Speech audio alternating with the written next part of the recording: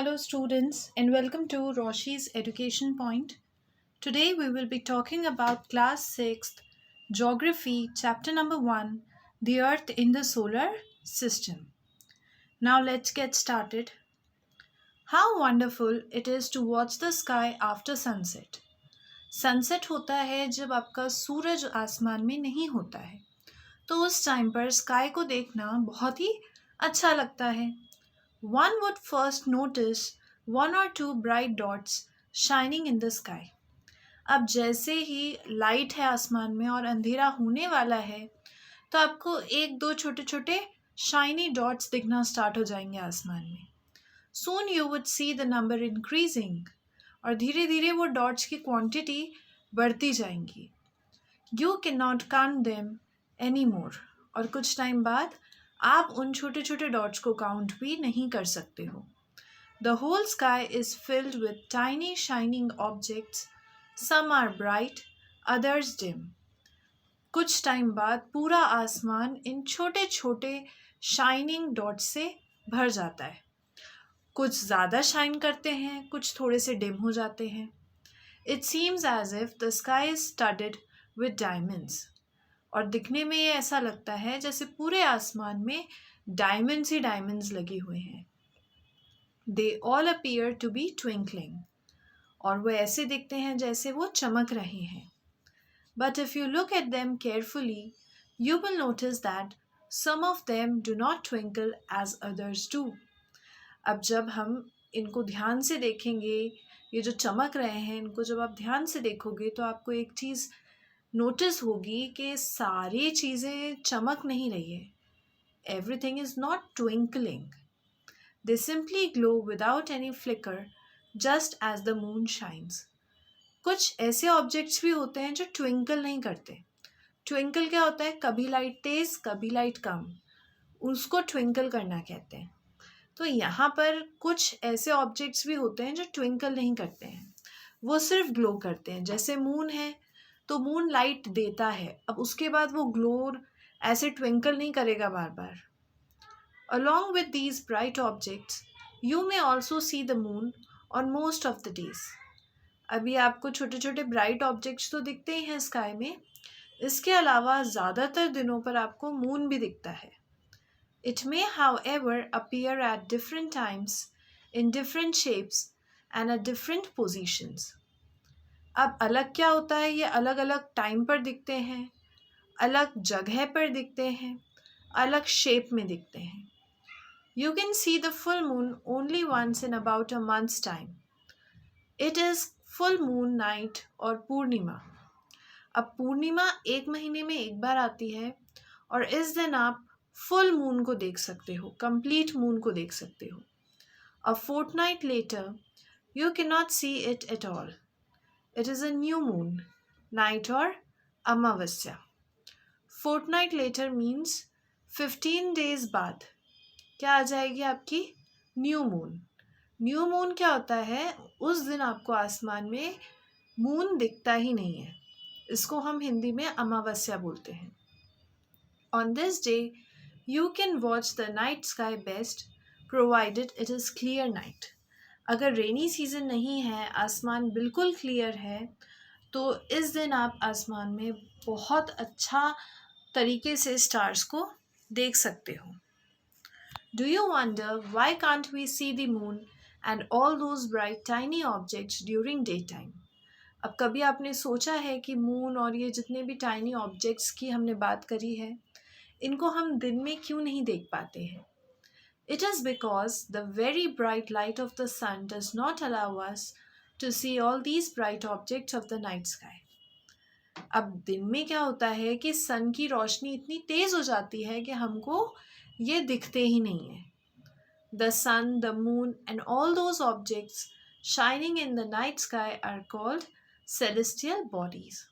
जितनी भी चीज़ें आपकी स्काई में शाइन करती हैं, वेदर डे टाइम पर आप सन की बात करें या नाइट टाइम पर हम मून की बात करें या फिर एनी अदर शाइनिंग ऑब्जेक्ट्स, इन सब को बोला जाता है सेलेस्टियल बॉडीज़.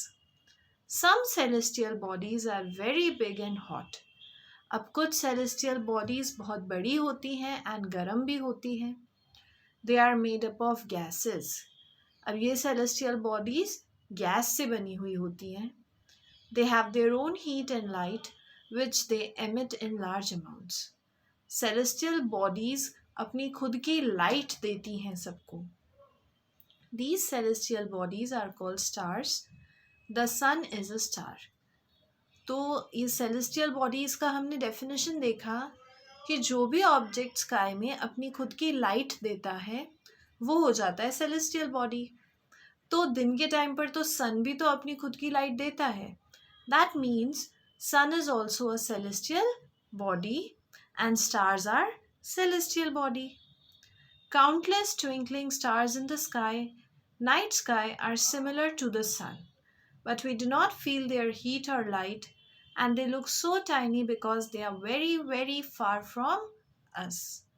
अब जब सन चला जाता है रात में तो हमें बहुत सारे स्टार्स दिखते हैं ट्विंकल करते हुए, लेकिन हमें उनसे हीट फील नहीं होती है, इतनी लाइट नहीं मिलती है, क्योंकि वो लोग हमसे बहुत ज़्यादा दूर हैं और छोटे हैं. You must have noticed that all objects look smaller when seen from a distance. अब एक चीज़ तो आपने नोट करी होगी कि अगर कोई सी भी चीज़ छोटी दिख रही है वो कब दिखती है, जब हम उसको बहुत दूर से देखते हैं, और जैसे हम उसके पास आते हैं तो हमको बड़ी दिखने लग जाती है. How small an aeroplane looks when it is flying at a great height. जब हमारे घर से हम लोग ऊपर आसमान में उड़ते हुए एरोप्लेन को देखते हैं तो एरोप्लेन बहुत छोटा दिखता है, लेकिन रियल लाइफ में एरोप्लेन इतना छोटा नहीं है, वो तो डिस्टेंस की वजह से आपको इतना छोटा दिख रहा होता है.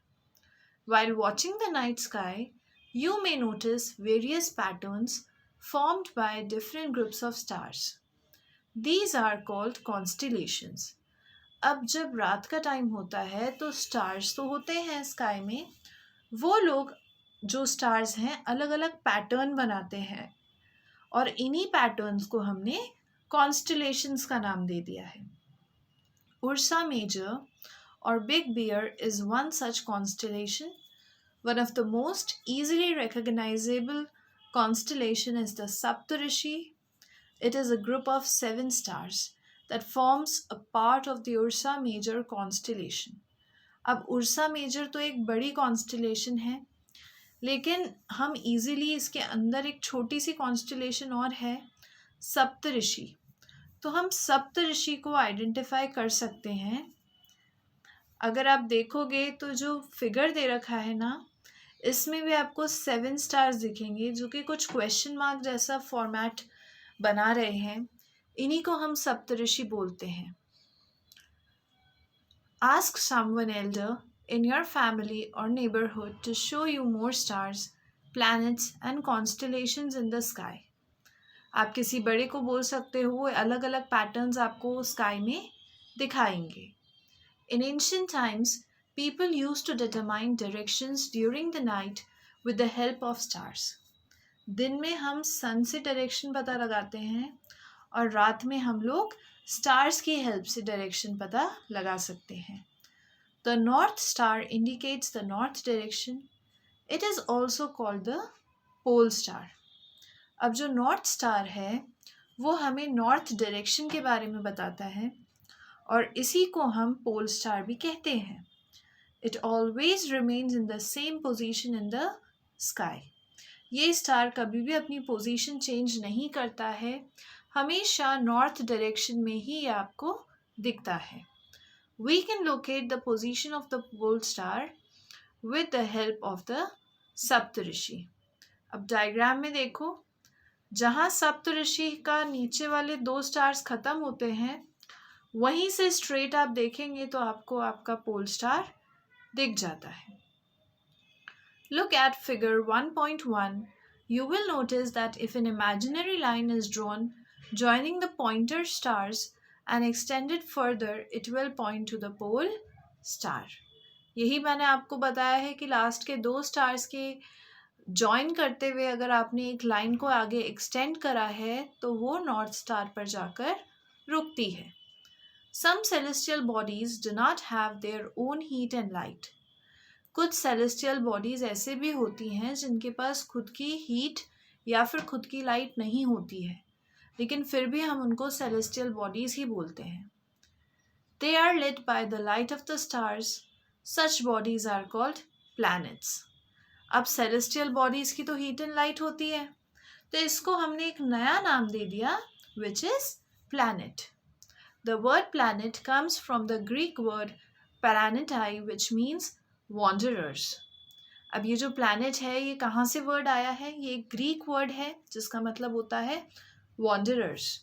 Wanderers उनको बोलते हैं जो एक जगह से दूसरी जगह पर घूमते रहते हैं. The earth on which we live is a planet. अब हम जिस अर्थ पर रहते हैं ये भी एक planet ही होता है. It gets all its heat and light from the sun, which is our nearest star. अब अर्थ को जितनी भी हीट या लाइट मिलती है वो सन से मिलती है, बिकॉज सन ही हमारा सबसे नियरेस्ट स्टार है.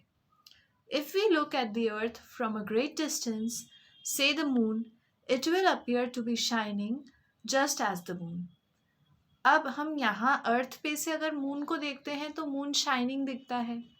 सेम तरीके से अगर हम मून पर जाकर अर्थ को देखेंगे तो अर्थ भी हमें शाइन करता हुआ ही दिखेगा. The moon that we see in the sky is a satellite. It is a companion of our earth and moves around it. अब जो मून हमें अर्थ पे से दिखता है वो एक सैटेलाइट है. ये अर्थ की फ्रेंड मान लो आप इसको, और ये अर्थ के आगे पीछे राउंड लगाती है, सर्कल्स लगाती है. Like our earth, there are 7 other planets that get heat and light from the sun. Some of them have their moons too.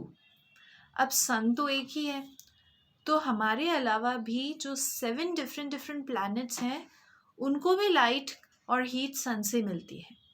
अब कुछ के पास तो अपने अपने मून भी हैं, जैसे हमारे पास है.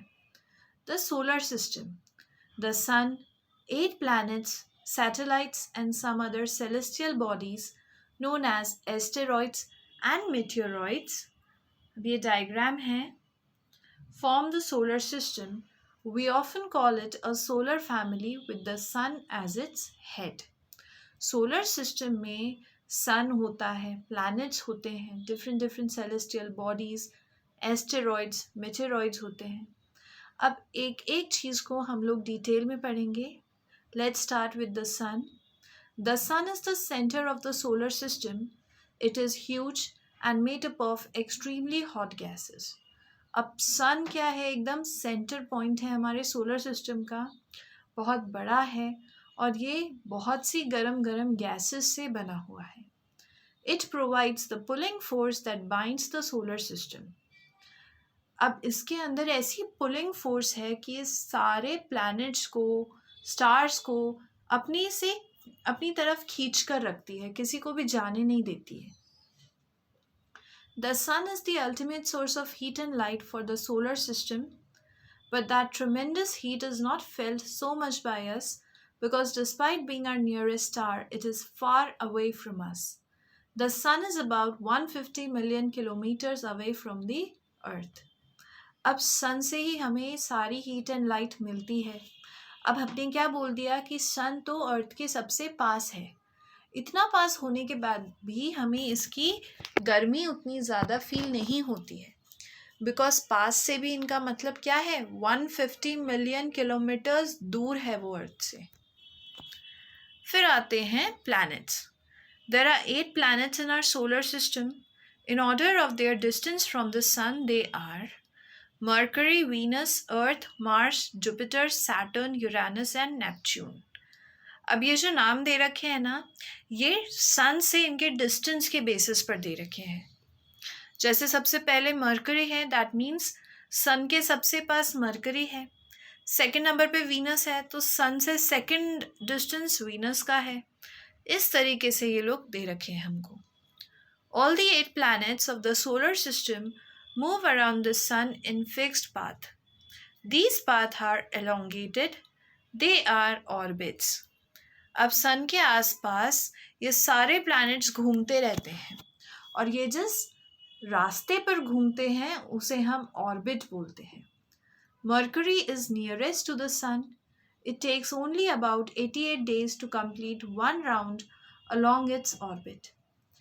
अब मरकरी सबसे पास का प्लैनेट है, तो इसका जो सर्कल लगेगा, इसकी जो ऑर्बिट होगी वो सबसे छोटी होगी। तो मरकरी को 88 डेज लगते हैं सन का एक कंप्लीट राउंड लगाने में। Venus is considered as Earth's twin because its size and shape are very much similar to that of the Earth. अब Venus को हम Earth का ट्विन बोलते हैं। ट्विन्स हम जुड़वा को बोलते हैं।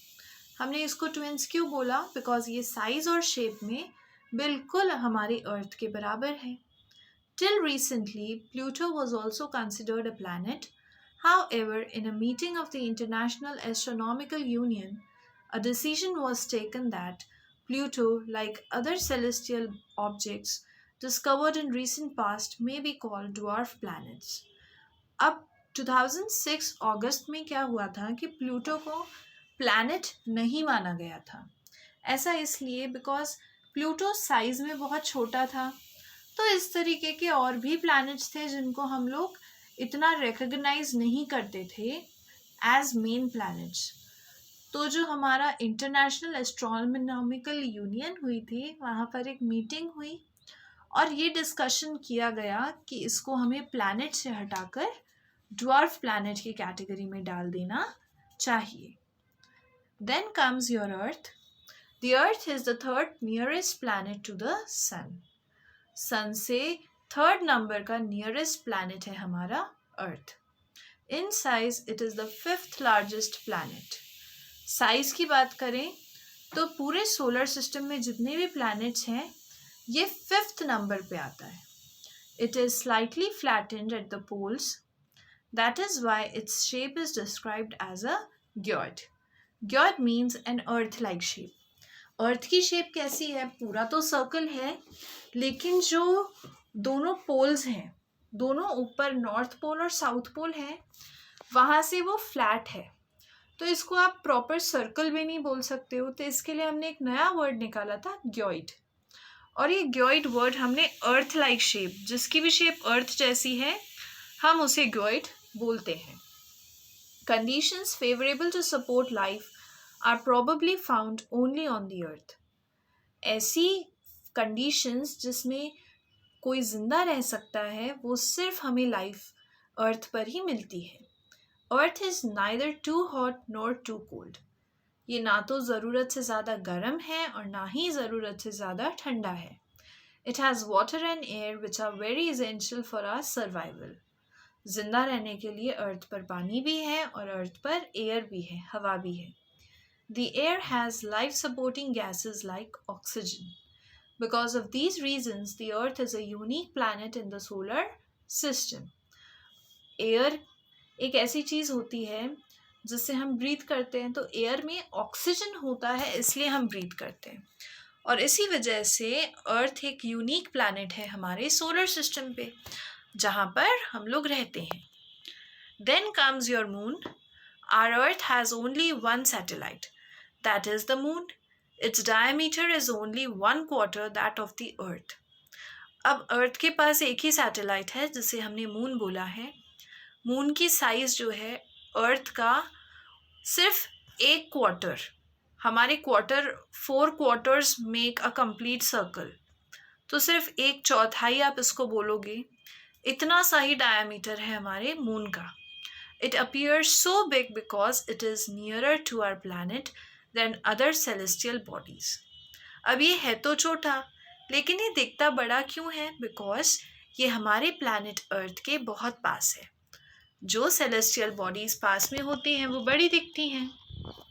It is about 3,84,400 kilometres away from us. Sun से तो बहुत ज़्यादा पास है ये. Now you can compare the distance of the earth from the sun and that from the moon. अब हम दोनों डिस्टेंस को कंपेयर कर सकते हैं. हमने ऊपर वाले पेज पर सन का डिस्टेंस अर्थ से पढ़ा है एंड ऑन दिस पेज हमने मून का डिस्टेंस अर्थ से रीड करा है. The moon moves around the earth in about 27 days. Moon earth का एक राउंड लगाता है 27 डेज में. It takes exactly the same time to complete one spin. As a result, only one side of the moon is visible to us on the earth. अब ये continuously round लगा रहा है, तो हर टाइम पर जब आप अर्थ से मून को देखोगे तो आपको सिर्फ इसकी एक ही साइड दिखेगी, बिकॉज दूसरी साइड तो नहीं दिख सकती है. The moon does not have conditions favourable for life. It has mountains, plains and depressions on its surface. These cast shadows on the moon's surface. Look at the full moon and observe these shadows. अब ये जो photo दे रखी है आपको, ये हमें moon से ली हुई है, सैटेलाइट से. अब आपको एक चीज़ पता लगेगा कि यहाँ ऑल्दो ये मून एक जगह तो है, लेकिन यहाँ पर जो कंडीशंस हैं वो ह्यूमंस के रहने के लिए फेवरेबल नहीं हैं और हम वहाँ पर नहीं रह सकते हैं. Then comes asteroids. Apart from the stars, planets and satellites, there are numerous tiny bodies which also move around the sun. अब stars, planets और satellites के बारे में तो हम जानते हैं. इनके अलावा भी छोटी छोटी ऐसी tiny bodies हैं जो कि sun के आसपास move करती रहती हैं. These bodies are called asteroids. इन्हीं को हम asteroids बोलते हैं. They are found between the orbits of Mars and Jupiter. अब ये asteroids आपको मार्स और जुपिटर के चक्कर लगाते हुए मिलेंगे, उनकी ऑर्बिट्स में मिलेंगे ये. Scientists are of the view that asteroids are parts of a planet which exploded many years back. अब जो साइंटिस्ट हैं उनका मानना है कि ये पहले एक प्लैनेट था जो कि ब्लास्ट हुआ उस प्लैनेट में और उसके छोटे छोटे टुकड़े हो चुके हैं, और ये टुकड़े अब मार्स और जुपिटर के आसपास, सन के आसपास घूमते रहते हैं, और इन्हीं को हमने एस्टेरॉइड्स बोला है. Meteoroids. The small pieces of rocks which move around the sun are called meteoroids. पत्थर के छोटे छोटे टुकड़े जो सन के आसपास मूव करते रहते हैं उन्हें we call meteoroids. Sometimes these meteoroids come near the earth and tend to drop upon it. कभी क्या होता है कि meteoroids घूमते घूमते अर्थ के बहुत पास आ जाते हैं और फिर ये अर्थ पर गिर जाते हैं. During this process, due to friction with the air, they get heated up and burn. अब ये इतनी तेज स्पीड से अर्थ के ऊपर गिरने आते हैं कि हवा से फ्रिक्शन क्रिएट होता है, गर्मी पैदा होती है और इनमें आग लग जाती है, ये जलना स्टार्ट हो जाते हैं. It causes a flash of light. Sometimes a meteor, without being completely burnt, falls on the earth and creates a hollow. अब ये जलता हुआ पत्थर जब हमारे अर्थ के लैंड पर गिरता है तो वहाँ पर एक होल क्रिएट कर देता है अर्थ में. Do you see a whitish broad band like a white glowing path across the sky on a clear starry night? अब आप आसमान में जब बहुत से स्टार्स होते हैं तब आप देखोगे तो एक वाइट रास्ता आपको दिखेगा. It is a cluster of millions of stars. ये वाइट रास्ता नहीं होता, बहुत से स्टार्स यहाँ पर एक साथ होते हैं, इस वजह से ये हमें वाइट दिखता है. This band is the milky way galaxy. इसी वाइट कलर के रास्ते को हम लोग बोलते हैं milky way galaxy. Our solar system is a part of this galaxy. हमारा सोलर सिस्टम भी इसी गैलेक्सी का एक पार्ट है. In ancient India, it was imagined to be a river of light flowing in the sky. अब पुराने ज़माने के लोगों ने क्या बोला था कि ये रिवर है. हम रिवर लैंड पे ऊपर तो पानी वाली रिवर होती है, तो इन्होंने बोला ये लाइट की रिवर है जो आसमान में फ्लो कर रही है. Thus, it was named Akash Ganga. Ganga river का नाम है और लोगों का मानना था कि ये लाइट की रिवर है जिससे लाइट फ्लो कर रही है, इस वजह से इसे हमने आकाश गंगा का नाम दे दिया हिंदी में. A galaxy is a huge system of billions of stars and clouds of dust and gases. Galaxy क्या होती है? इसके अंदर बहुत से बिलियंस ऑफ स्टार्स होते हैं, क्लाउड्स होते हैं, डस्ट हैं, गैसेस होती हैं. ये सब एक साथ इनका कलेक्शन हम गैलेक्सी बोलते हैं. There are millions of such galaxies that make the universe. और ऐसी ही जब बहुत सारी गैलेक्सीज कंबाइन हो जाती हैं तो हमारा यूनिवर्स बन जाता है. It is difficult to imagine how big the universe is. Scientists are still trying to find out more and more about it. अब हम एग्जैक्टली अभी तक नहीं बता सकते कि ये यूनिवर्स कितना बड़ा है. साइंटिस्ट अभी भी स्टडी कर रहे हैं एंड अभी भी वो नई नई चीज़ें पता लगाते जा रहे हैं. We are not certain about its size, but we know that all of us, you and I, belong to this universe. हम अभी तक भी एग्जैक्टली साइज नहीं बता सकते हैं कि यूनिवर्स की साइज़ क्या है, लेकिन एक चीज़ तो हम बता सकते हैं कि हम और आप सब एक यूनिवर्स में रहते हैं. अब आप इस पिक्चर को देखिए. बीच में जो गर्ल है वो हम ह्यूमन बीइंग्स हैं. हम रहते हैं अर्थ में. अर्थ आता है सोलर सिस्टम के अंदर. सोलर सिस्टम पार्ट होता है हमारे मिल्की वे गैलेक्सी का and this Galaxy is also a part of the universe. तो सबसे बड़ा हुआ यूनिवर्स और फिर सब ये एक दूसरे के पार्ट्स ही हैं. So this was your complete chapter number 1 explanation. Thank you so much.